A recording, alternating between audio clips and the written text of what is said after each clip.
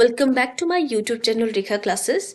तो दोस्तों, जैसे कि आप लोगों ने कहा था कि आप लोगों को जो है जैसे सिलेबस आप लोगों के पास जो है जेबीटी कमीशन का दिया हुआ था, उस अकॉर्डिंग आप लोगों को जो है वो क्लासेस चाहिए थी। इम्पॉर्टेंट क्वेश्चंस जो है वो मैंने आप लोगों के लिए एक क्लास ऑलरेडी जो है वो जेबीटी कमीशन 2025-26 करके जो है प्लेलिस्ट आप लोगों को बना दी है। तो अगर आप लोगों ने सीक्वेंस वाइज जो है वो क्लासेस देखनी होगी तो आप वहाँ पे प्लेलिस्ट पे जाके देख सकते हो। बाकी डेली की क्लास आप लोगों को पता ही है 7 से 8 बजे के बीच में अपलोड हो जाती है। ठीक है, तो चलिए स्टार्ट करेंगे हम आज की जो आपका सब्जेक्ट वाइज जो है understanding the psychology of children. आपको पता है कि ये हमारे पास जो है सबसे पहला जो है हमारे पास आता है सब्जेक्ट। ठीक है, साइकोलॉजी में बहुत से सब्जेक्ट्स है आपका जैसे इंक्लूसिव एजुकेशन से रिलेटेड है, आर्ट एजुकेशन से रिलेटेड है, बहुत सी चीजें आपको देखने को मिलेंगी। ठीक है, तो understanding the psychology of children हम यहाँ पर डिस्कस करने जा रहे हैं आज का पहला पॉइंट। तो चलिए स्टार्ट करेंगे आज की क्लास को। सभी के लिए इंपॉर्टेंट है, ऐसा मत सोचिएगा कि सब्जेक्ट का नाम है। देखो, साइकोलॉजी तो सारी जगह सेम रहेगी। अगर आप लोगों ने बीएड वाली पढ़ी है ना सारी की सारी, तो वो भी यहाँ पे कवर होने वाली है साथ साथ में। ठीक है, तो सबसे पहले आज हमारी बेसिक चीज़ें यहाँ पे एजुकेशन पर्सपेक्टिव से रिलेटेड जो है वो चीज़ें यहाँ पे बनेंगी। आपने डिफरेंट डिफरेंट स्कूल्स के बारे में पढ़ा होगा, स्कूल्स ऑफ साइकोलॉजी के रिगार्डिंग, तो वो वाले सारे क्वेश्चन हम यहाँ पे कवर करते हुए चलेंगे। तो जैसे देखिए हमारा आज का यहाँ पे पहला क्वेश्चन आप लोग यहाँ पर देख पा रहे हो। ठीक है, इसके बारे में बात करते हैं सबसे पहले। तो सबसे पहला क्वेश्चन यहाँ पे क्या कहता है, शिक्षा मनोविज्ञान का संबंध किससे है। यानी कि आप लोगों ने एजुकेशनल साइकोलॉजी के बारे में पढ़ा होगा। एजुकेशनल साइकोलॉजी किस चीज से रिलेटेड है, टीचिंग ओनली, सिर्फ टीचिंग से, सिर्फ लर्निंग से, या टीचिंग लर्निंग प्रोसेस से, या एग्जामिनेशन से। तो देखो हमारे पास एक साइकोलॉजी है, साइकोलॉजी की एक ब्रांच है एजुकेशनल साइकोलॉजी। तो ये किस चीज से रिलेटेड है, ये है हमारी जो हमारा शिक्षण अधिगम की प्रक्रिया है। शिक्षा मनोविज्ञान में ये सारी चीजें होती हैं कि कैसे टीचिंग है, क्या लर्निंग है, दोनों चीजों की एक प्रक्रिया होती है। तो ऑप्शन सी करेक्ट आंसर हो जाएगा। नेक्स्ट क्वेश्चन, सेकंड क्वेश्चन है यहाँ पे, शिक्षा मनोविज्ञान का जनक किसे कहा जाता है। अब एजुकेशनल साइकोलॉजी का रिलेशन किस चीज से है, ये किस चीज से रिलेटेड है, ये मैंने आप लोगों को बता दिया। तो शिक्षा मनोविज्ञान का जनक यहाँ पे पूछा है, फादर ऑफ एजुकेशनल साइकोलॉजी किसे कहा जाता है।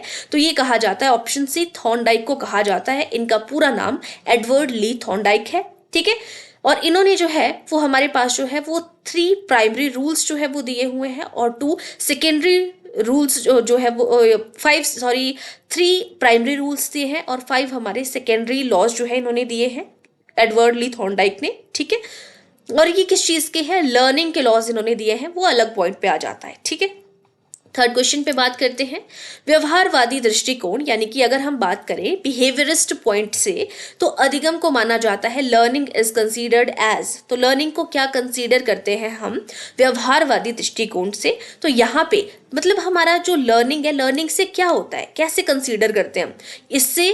जो लर्निंग है, अधिगम है, उससे मेंटल डेवलपमेंट यानी कि मानसिक विकास होता है, चेंज इन बिहेवियर या हमारे व्यवहार में परिवर्तन आते हैं, इनसाइट होता है, अंतर्दृष्टि होती है, या सेल्फ ग्रोथ होती है। तो ऑप्शन बी करेक्ट आंसर हो जाएगा। लर्निंग से हमारे बिहेवियर में चेंज होता है। आप लोगों ने पढ़ा भी होगा लर्निंग के बारे में कि लर्निंग जो है हमारे बिहेवियर में चेंज लाता है। कैसे चेंज लाता है, रिलेटिवली परमानेंट चेंजेस लाता है। ठीक है, ये आपको पता होना चाहिए। फोर्थ क्वेश्चन पे है, व्यवहारवाद के प्रवर्तक हैं। तो फादर ऑफ या फाउंडर ऑफ बिहेवियरिज्म कौन है, व्यवहारवाद के फादर के रूप में किसे जाना जाता है। तो जेबी वॉटसन के बारे में आपको पता होगा। स्कूल ऑफ साइकोलॉजी के अंदर अगर हम बात करें तो 8 स्कूल्स ऑफ साइकोलॉजी हमारे पास आता है, उसमें बिहेवियरिज्म यानी कि व्यवहारवाद भी एक स्कूल है। ठीक है, स्कूल मतलब संप्रदाय के बारे में बात कर रहे हैं, हम नॉर्मल स्कूल की बात नहीं कर रहे हैं। तो बिहेवियरिज्म के फादर है हमारे पास वॉटसन। ठीक है, यहाँ पे कोहलर आता है। कोहलर भी हमारे जो है एक व्यवहारवादी हैं। जीन पियाजे हैं। जीन पियाजे जो है एक रचनावादी हैं यानी कि कंस्ट्रक्टिविस्ट है। मेस्लो है, तो ये जो है वो इन्होंने नीड ऑफ हायरार्की की थ्योरी दी है। नेक्स्ट क्वेश्चन है, स्टिमुलस रिस्पॉन्स के बारे में आप लोगों ने पढ़ा है। तो स्टिमुलस रिस्पॉन्स सिद्धांत जो है वो किससे संबंधित है, कॉग्निटिव यानी कि संज्ञान से संबंधित है, संज्ञानवाद से संबंधित है, या बिहेवियरिज्म व्यवहारवाद से संबंधित है, ह्यूमनिस्टिक यानी कि मानवतावाद से संबंधित है, गेस्टॉल्ट यानी कि गेस्टॉल्टवाद से संबंधित है। तो ये सारे के सारे हमारे पास जो है वो स्कूल्स ऑफ साइकोलॉजी यानी कि एक तरीके से हमारे पास संप्रदायों के नाम भी है। ठीक है, तो यहाँ पे स्टिमुलस रिस्पॉन्स यानी कि जो हमारा उद्दीपक अनुक्रिया सिद्धांत है, ये किस चीज से संबंधित है। तो आप लोगों ने स्टिमुलस और रिस्पॉन्स के बारे में कहाँ पर पढ़ा हुआ है, अगर आपने साइकोलॉजी पढ़ी है आपको ध्यान होगा कि आप लोगों ने जो है इस चीज के बारे में पढ़ा है कि हमारे पास जो है एक उद्दीपक होता है, उसके प्रति आप जो है वो रिस्पॉन्स करते हो। तो ये आपने जो है वो लर्निंग की थ्योरीज के अंदर पढ़ा है। पैवलव ने कहा है एसएस थ्योरी, और हमारा जो ऑपरेंट कंडीशनिंग है उन्होंने एसआर थ्योरी कहा है, आरएस थ्योरी कहा है। इस तरीके से आपने कहीं पे पढ़ा है। तो वो सारे के सारे क्या है, हमारे पास पैवलव है, स्किनर है, कोहलर है या थॉर्नडाइक है, ये सभी व्यवहारवादी है। ठीक है, तो ये हमारे पास स्टिमुलस और रिस्पॉन्स जो है वो बिहेवियरिज्म से संबंधित है। ऑप्शन बी करेक्ट आंसर हो जाएगा। अब आ जाते हैं शास्त्रीय अनुबंधन यानी कि क्लासिकल कंडीशनिंग किसने दिया है। बिल्कुल सिंपल सिंपल से बेसिक हम यहाँ पे जो है वो बना रहे हैं अपना। ठीक है, तो आपको पता है कि ये किसने कहा है, इवान पैवलोव इनका पूरा नाम है।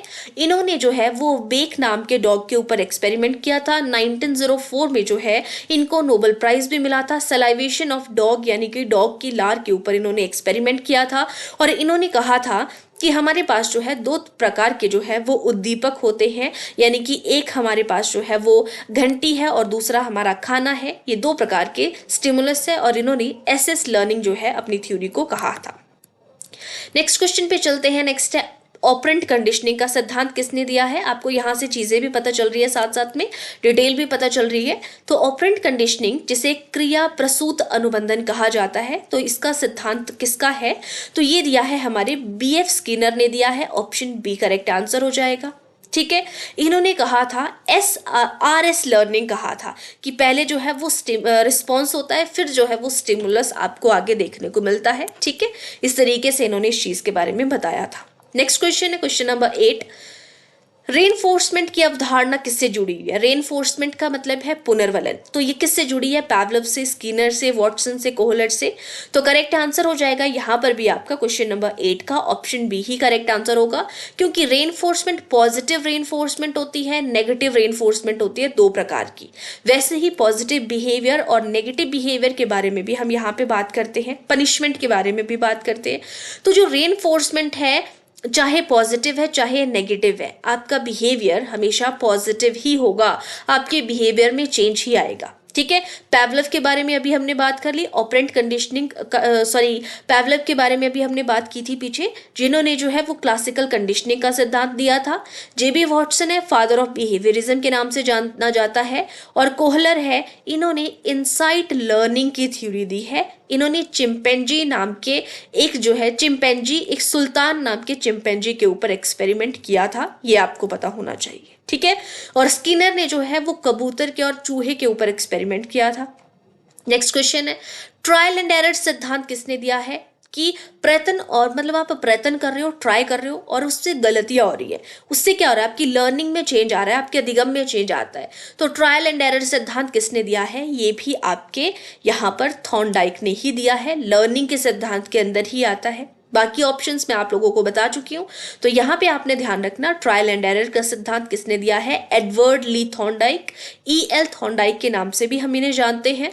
और इन्होंने जो है वो बिल्ली के ऊपर एक्सपेरिमेंट किया था, और इन्होंने अपनी लर्निंग को क्या कहा था, SR लर्निंग कहा था, कि पहले स्टिमुलस होगा, उद्दीपक होगा, उसके बाद जो है वो अनुक्रिया होगी, यानी कि रिस्पॉन्स आपको देखने को मिलेगा। नेक्स्ट क्वेश्चन है आपके पास थॉर्नडाइक का प्रमुख नियम क्या है। देखो तीन जो है इन्होंने मेन, अगर हम बात करें तो तीन हमारे पास जो है वो प्राइमरी लॉज दिए हैं।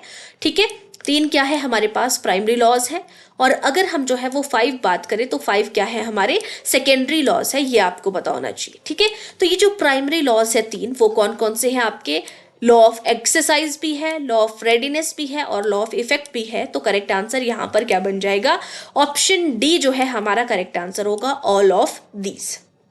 नेक्स्ट क्वेश्चन है गेस्टॉल्ट मनोविज्ञान बल देता है, यानी कि हमारे पास जो डिफरेंट स्कूल्स ऑफ साइकोलॉजी है उसमें एक गेस्टॉल्ट या गेस्टॉल्टिज्म भी है हमारे पास। तो गेस्टॉल्ट साइकोलॉजी एम्फेसाइजेस किस चीज के ऊपर बल देती है, प्रैक्टिस के ऊपर, अभ्यास के ऊपर, होलनेस के ऊपर, की संपूर्ण चीजों पे बल देती है, रिवॉर्ड के ऊपर या पनिशमेंट के ऊपर। तो करेक्ट आंसर होगा ऑप्शन बी, होलनेस के ऊपर जो है ये बल देती है, यानी कि संपूर्णता के बारे में बात करती है। कि हमें एक एरिस्टोटल ने एक डेफिनेशन भी दी थी कि whole is better than sum is better than the its part. ठीक है, कि सम जो है, सम यानी कि टोटल, होल जो है किसी चीज को पहले हमें पूरा पढ़ना चाहिए, उसके बाद उसको पार्ट्स में डिवाइड करना चाहिए अगर आपको चीजें समझ में नहीं आ रही है तो। ठीक है, तो होलनेस यहाँ पे संपूर्णता करेक्ट आंसर हो जाएगा। नेक्स्ट क्वेश्चन है, यही जो मैं अभी आप लोगों को बात कर रही थी, whole is greater than sum of its part, ये किस चीज से संबंधित है? तो अभी हमने बात की कि ये गेस्टॉल्टिज्म से संबंधित है, गेस्टॉल्टवाद से संबंधित है। ठीक है, नेक्स्ट क्वेश्चन है, इनसाइट लर्निंग सिद्धांत किसने दिया है? तो इनसाइट लर्निंग का सिद्धांत जो है, इनसाइट का मतलब होता है अंतर्दृष्टि का सिद्धांत। ठीक है, तो ये जो है ऑप्शन सी कोहलर से संबंधित है और इन्होंने चिंपैंजी नाम के डॉग के ऊपर एक्सपेरिमेंट किया था।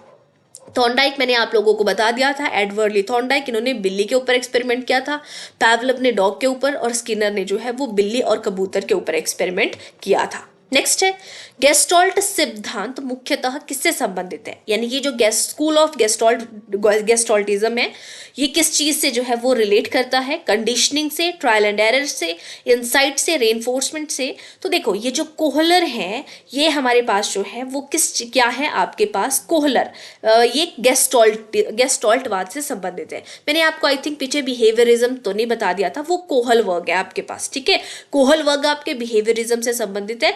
ठीक है, और यहाँ पे गेस्टॉल्टिज्म की हम बात कर रहे हैं तो ये इनसाइट से संबंधित है, तो ऑप्शन सी करेक्ट आंसर हो जाएगा यहाँ पे। नेक्स्ट क्वेश्चन है, कॉग्निटिव अप्रोच मुख्य रूप से बल देता है, तो ये किस चीज के ऊपर? जो संज्ञानात्मक दृष्टिकोण है हमारा, वो किस चीज के ऊपर एम्फेसाइज करता है? कॉग्निटिव बिहेवियर के ऊपर, मेंटल प्रोसेसेस के ऊपर, रिवॉर्ड्स के ऊपर या हैबिट्स के ऊपर? तो कॉग्निटिव का मतलब ही क्या है? संज्ञान। संज्ञान का मतलब क्या है? हमारा दिमाग, मन, मस्तिष्क। तो ऑप्शन बी करेक्ट आंसर हो जाएगा, मेंटल प्रोसेसेस करेक्ट आंसर होगा। नेक्स्ट क्वेश्चन है, संज्ञानात्मक विकास सिद्धांत किसने दिया है? तो आपको पता है जो आपका कॉग्निटिव डेवलपमेंटल थ्योरी है, कॉग्निटिव साइकोलॉजी के बारे में हम बात कर रहे हैं, तो आपका जो कॉग्निटिव थ्योरी है, कॉग्निटिव डेवलपमेंटल थ्योरी है, ये किसने दी है? जीन पियाजे ने दी है। ऑप्शन बी करेक्ट आंसर हो जाएगा। संज्ञानवाद जो है उसका विकास जो है वो जीन पियाजे ने दिया है और ये जो है वो स्विट्जरलैंड के रहने वाले थे, इसीलिए इन्हें स्विस साइकोलॉजिस्ट के नाम से जाना जाता है। ये कहते हैं कि बच्चा जो भी सीखता है वो एज के अकॉर्डिंग सीखता है, जैसे जैसे उसकी एज बढ़ती जाती है बच्चा चीज़ों को सीखता जाता है। बच्चा जो है वो एक्टिव बिल्डर होता है, चीज़ों का खुद से निर्माण करता है। और इसके अलावा जीन पियाजे कहते हैं कि पहले जो है वो थॉट आते हैं, उसके बाद जो है वो भाषा आती है, ये इनका कहना था। ठीक है, और इन्होंने 4 टाइप की स्टेजेस दी हैं, तो मैंने आपको यहाँ से जितना चीज़ें होती चलती हैं मैं आपको बताती चल रही हूँ साथ साथ में। नेक्स्ट है, पियाजे के अनुसार अधिगम होता है, तो लर्निंग अकर्स थ्रू। तो लर्निंग जो है वो कैसे होती है? पियाजे के अकॉर्डिंग बात कर रहे हैं कि पुनर्वलन के माध्यम से, अनुबंधन के माध्यम से यानी कि कंडीशनिंग, एसिमिलेशन और अकोमोडेशन के माध्यम से या इमिटेशन के माध्यम से। 2 टर्म्स हैं हमारे पास, यहाँ पर इसको देखेंगे थोड़ा सा। अगर हम यहाँ पे एसिमिलेशन के बारे में बात करें तो एसिमिलेशन का मतलब है कि आपको जो है किसी चीज़ की आपके पास प्रीवियस नॉलेज है, आपको पहले से किसी चीज़ के बारे में पता है और आप उसमें जो है वो नई नॉलेज को, आपने नई चीज़ें यहाँ पे सीखी, आप उनको क्या कर रहे हो? ऐड कर रहे हो, प्लस कर रहे हो, उसको कहा जाता है एसिमिलेशन। अब आ जाते हैं अकोमोडेशन पे। अकोमोडेशन है कि आपके पास पहले आपकी कोई नॉलेज है, प्रीवियस नॉलेज, अब आप इस चीज़ को जो है वो चेंज कर रहे हो। न्यू नॉलेज जब आपने ले ली तो आप इसमें चेंज कर रहे हो, इसको अल्टर कर रहे हो। यहाँ पे ध्यान रखना, जब आप किसी चीज़ को ऐड कर रहे हो, प्लस कर रहे हो, उसको कहा जाता है एसिमिलेशन। जब आप उस चीज़ को चेंज कर रहे हो, है ना, उसमें परिवर्तन ला रहे हो, उसको अकोमोडेशन कहा जाता है। तो पियाजे के अनुसार जो अधिगम है आपका वो एसिमिलेशन और अकोमोडेशन के माध्यम से होता है। ठीक है, तो ऑप्शन सी हमारा करेक्ट आंसर हो जाएगा। नेक्स्ट क्वेश्चन, मानवतावादी दृष्टिकोण केंद्रित है, यानी कि जो ह्यूमनिस्टिक, ये भी हमारे पास एक स्कूल के अंदर आता है, संप्रदाय के अंदर आता है और एक दृष्टिकोण भी है अलग। तो ह्यूमनिस्टिक अप्रोच फोकसेस ऑन, ये किस चीज़ के ऊपर फोकस करती है? बिहेवियर के ऊपर, सेल्फ डेवलपमेंट यानी कि आत्मविकास के ऊपर, डिसिप्लिन के ऊपर या प्रैक्टिस के ऊपर? तो यहाँ पे करेक्ट आंसर हो जाएगा आपका ये सेल्फ डेवलपमेंट के ऊपर, जो है खुद को आंकने के ऊपर, खुद का विकास करने के ऊपर जो है वो ये केंद्रित है। नेक्स्ट है ह्यूमनिस्टिक साइकोलॉजी के प्रमुख प्रवर्तक कौन है। मेन हम यहाँ पे प्रवर्तक की बात कर रहे हैं ह्यूमनिस्टिक साइकोलॉजी की, मानवतावाद मनोविज्ञान की हम बात कर रहे हैं। तो मानवतावाद मनोविज्ञान से संबंधित ह्यूमनिस्टिक साइकोलॉजी के बारे में किसने कहा है, एब्राहम मैस्लो 1954 में। यहाँ पे ये डेट आपने जो है मुझे एग्जैक्ट बतानी है, इसकी डेट कि कौन सी है, 1952 है या 1954 है। ये क्वेश्चन आप लोगों के लिए है, जो भी इस क्लास को देखेगा आप लोगों ने मुझे बताना है कि ह्यूमनिस्टिक साइकोलॉजी में हमने यहाँ पे बात कर रहे हैं कि ये जो मैस्लो हैं इनके बारे में आपने मुझे बताना है कि ह्यूमनिस्टिक साइकोलॉजी के प्रवर्तक हमारे अब्राहम मैस्लो हैं। इन्होंने इस तरीके से जो है एक हमारे पास जो है वो शंकु के आकार पे कुछ जो है हमारी नीड्स बताई हैं, ठीक है। तो वो कब दी है इन्होंने, या मानवतावाद संप्रदाय कब दिया है, ये आपने बताना है। यहाँ पे 5 टाइप्स की जो है इसकी कुछ नीड्स होती हैं, 5 नीड्स है अलग अलग। हमारी फिजियोलॉजिकल नीड है, सेफ्टी पहले आती है फिजियोलॉजिकल नीड, फिर आती है सेफ्टी नीड, फिर आती है हमारे पास जो है वो लव एंड बिलोंगिंगनेस की नीड, फिर आती है सेल्फ एस्टीम और लास्ट में आती है सेल्फ एक्चुअलाइजेशन, ठीक है। तो ह्यूमनिस्टिक साइकोलॉजी के हैं हमारे अब्राहम मैस्लो। नेक्स्ट क्वेश्चन है मैस्लो का सिद्धांत किस चीज से संबंधित है, इंटेलिजेंस यानी कि बुद्धि से संबंधित है, मोटिवेशन से संबंधित है, मेमोरी से संबंधित है, लर्निंग से संबंधित है। तो करेक्ट आंसर होगा ये है हमारा मोटिवेशन से संबंधित, यानी कि यहाँ पर इंसान को मोटिवेशन मिलती है हर एक स्टेप में। सबसे पहला जो व्यक्ति है पहले क्या करेगा, वो रोटी कपड़ा और मकान के बारे में सोचेगा, उसके बाद उसको मोटिवेशन मिलती है कि मेरे पास अब ये चीज है, अब मुझे जो है थोड़ी सी सेफ्टी के बारे में सोचना है। जब वो चीज भी हो जाती है वो थोड़ा सा कर लेता है कुछ, फिर उसको होता है कि मुझे लव एंड बिलोंगिंगनेस, मुझे प्यार चाहिए, मुझे शादी करनी है, मुझे फैमिली बनानी है। फिर उसके बाद आ जाता है सेल्फ एस्टीम, यानी कि उसको अब जो है वो समाज में प्रतिष्ठा करनी है, जॉब करनी है। फिर उसके बाद आ जाता है कि मुझे अब लास्ट में जाके सेल्फ एक्चुअलाइज करना है कि मैंने क्या किया, कैसे किया, उस चीज को वो सीखता है, ठीक है। नेक्स्ट क्वेश्चन है मैस्लो की सबसे मूलभूत आवश्यकता क्या है, सबसे बेसिक नीड के बारे में हम यहाँ पे बात कर रहे हैं। तो सबसे बेसिक नीड मैंने आप लोगों को बताया फिजियोलॉजिकल नीड है ये, ठीक है, जो सबसे नीचे आता है। और सेल्फ एक्चुअलाइजेशन हमारे पास जो है वो सबसे हाईएस्ट अगर यहाँ पे पूछा होता तो ये हमारे पास जो है वो 5th नंबर की है, और ये हमारे पास जो है वो 1st नंबर की है। सेफ्टी हमारे पास जो है वो 2nd नंबर की है। एस्टीम हमारे पास 4th नंबर की है। लव एंड बिलोंगिंगनेस आती है 3rd नंबर पे, ठीक है। तो सबसे बेसिक पूछा है तो सबसे बेसिक होगा फिजियोलॉजिकल, और सबसे हाईएस्ट अगर पूछा होता तो सेल्फ एक्चुअलाइजेशन हो जाता। सबसे उच्च आवश्यकता, यही क्वेश्चन यहाँ पे पूछ लिया गया है, तो सेल्फ एक्चुअलाइजेशन यानी कि खुद की यहाँ पे आत्मानुभूति करता है वो कि मैंने क्या किया यहाँ पे, है ना। पूरे जीवन उसके आंखों के सामने घूमता है कि मैंने क्या किया, मुझे क्या करना था, क्या किया, कितना मैंने प्राप्त किया, ठीक है।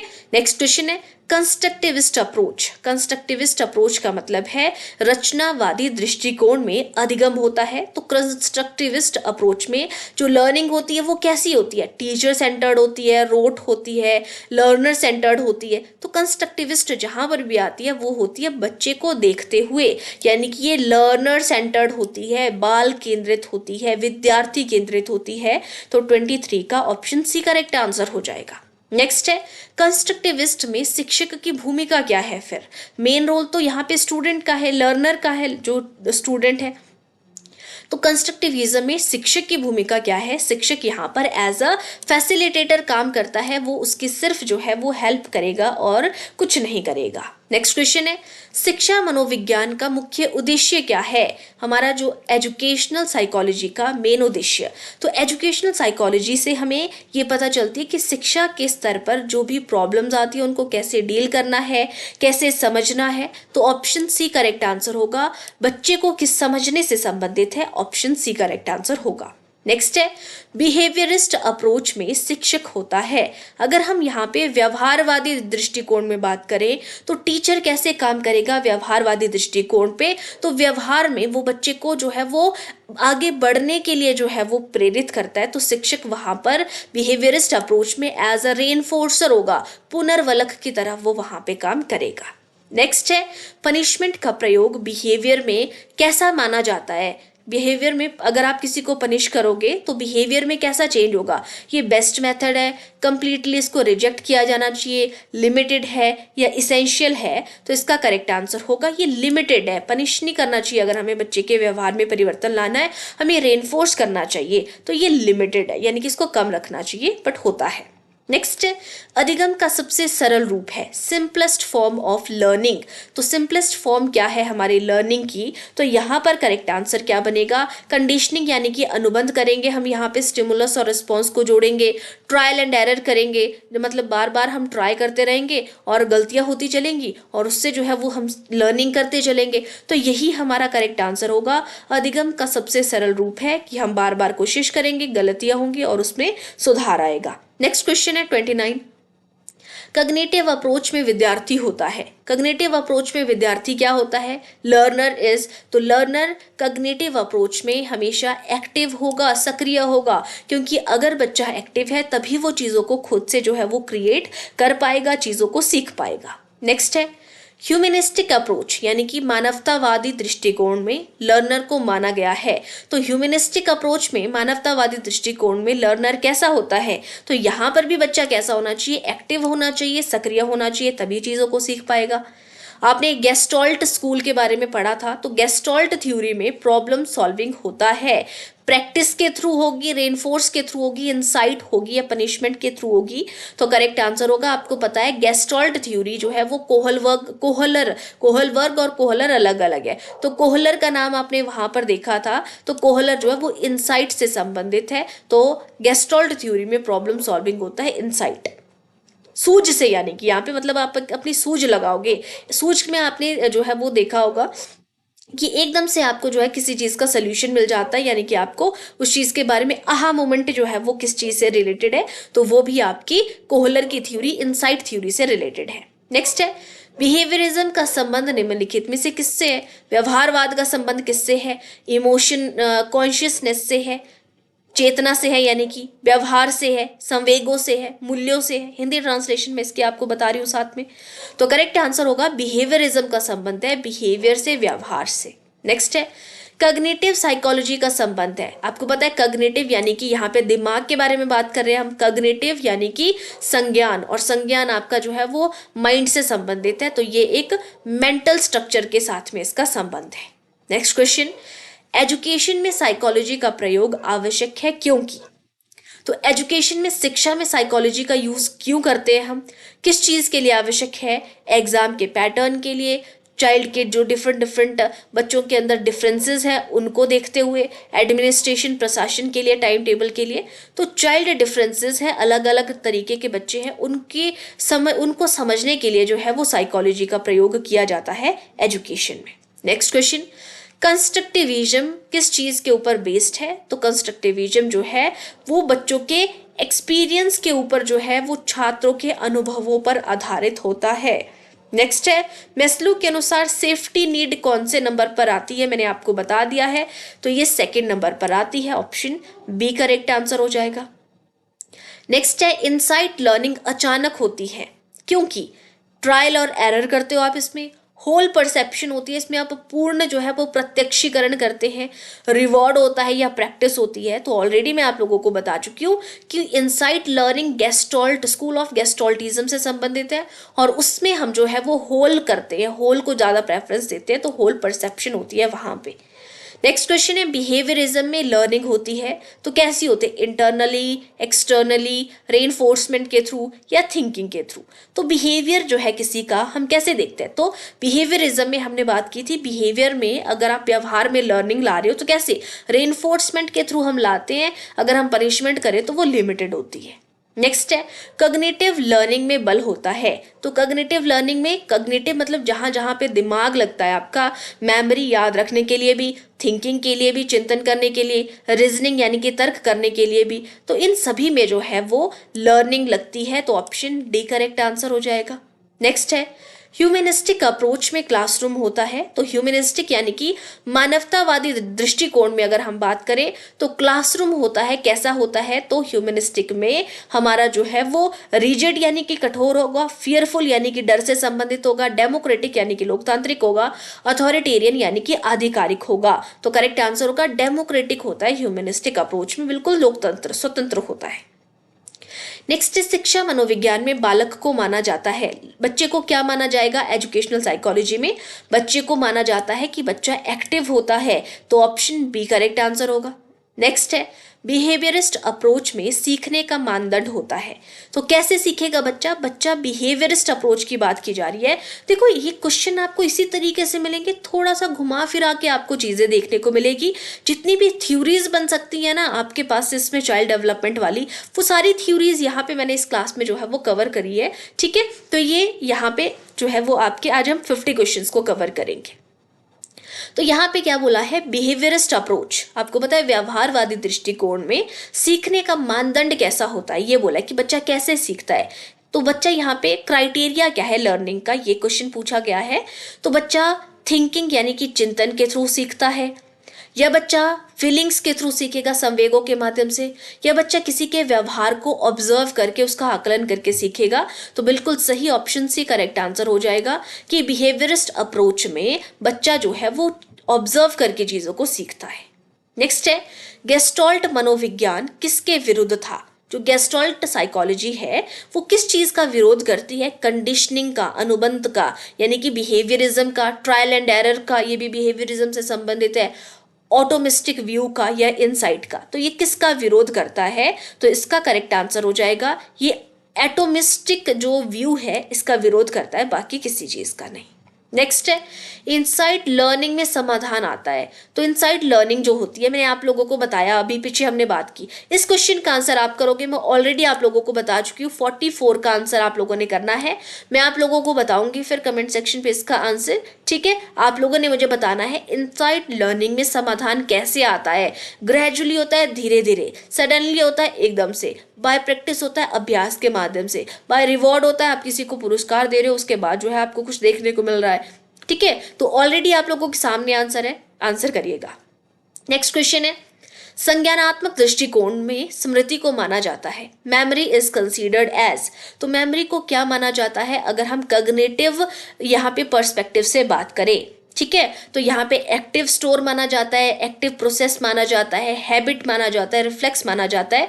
तो संज्ञानात्मक दृष्टिकोण में जो मेमोरी होती है वो एक एक्टिव प्रोसेस होती है। ठीक है, तो ऑप्शन बी करेक्ट आंसर होगा। नेक्स्ट है ह्यूमनिस्टिक अप्रोच में सबसे अधिक महत्व किस चीज के ऊपर दिया जाता है। तो सबसे ज्यादा महत्व जो है ह्यूमनिस्टिक की बात कर रहे हैं हम, तो लोगों की, बच्चों की फीलिंग के ऊपर, एक्सपेरिमेंट इसके ऊपर जो है वो ज्यादा ध्यान दिया जाता है, इंपॉर्टेंस दी जाती है। तो maximum importance is given to learners feeling, बच्चों की, बालकों की, जो विद्यार्थी उसकी संवेगों पे, उसकी भावना पे जो है वो ध्यान दिया जाता है। नेक्स्ट है मेस्लो के अनुसार एस्टीम नीड आती है, सेल्फ एस्टीम कौन से नंबर पर आती है, तो वो 4th नंबर पर आती है। ऑलरेडी मैं आप लोगों को इस चीज को भी बता चुकी हूँ। नेक्स्ट है कंस्ट्रक्टिविस्ट क्लासरूम होता है। तो कंस्ट्रक्टिविस्ट क्लासरूम कैसा होता है, वो बाल केंद्रित होता है। ऑप्शन सी करेक्ट आंसर हो जाएगा। नेक्स्ट है बिहेवियरिज्म में लर्निंग होती है। तो बिहेवियरिज्म में लर्निंग कैसे होगी, रेनफोर्समेंट के थ्रू होगी। ऑप्शन बी करेक्ट आंसर हो जाएगा। और आज का लास्ट क्वेश्चन, शिक्षा मनोविज्ञान सहायक होता है तो किस चीज में, बच्चों को समझने में। ऑप्शन ए करेक्ट आंसर हो जाएगा। तो आज की क्लास में हमने जो है वो 50 क्वेश्चंस जो है डिस्कस किए। यहाँ से आगे 51 से 100 तक अभी तक हम जो है वो एजुकेशन की पर्सपेक्टिव से डिफरेंट थ्योरीज के पॉइंट मैंने आप लोगों को करवाए हैं। इसी तरीके से 1 2 3 करके आप लोगों को ये सीरीज आगे को देखने को मिलेगी। ठीक है, अभी के लिए हम एक एक क्लास ही रखेंगे मॉर्निंग में। धीरे धीरे जैसे ही आप लोगों के एग्जाम की डेट आ जाती है फिर मैं मॉर्निंग और इवनिंग दोनों टाइम पे इस चीज़ को कर दूंगी। ठीक है, जब भी आप लोगों को क्लास होती है उस टाइम पे कि आज आपकी दूसरी क्लास भी अपलोड होगी या कुछ भी, तो वो मैं आप लोगों को बता दिया करूंगी। ठीक है, अभी के लिए सिर्फ एक क्लास है आप लोगों की, थोड़े दिन बाद जो है वो 2 क्लासेस रख लेंगे। ठीक है, तो बाकी अगर किसी को किसी क्वेश्चन में प्रॉब्लम है, कोई चीज़ समझ में ना आई हो तो आप लोग मुझे बता दीजिएगा। तो आज के लिए इतना ही, थैंक यू।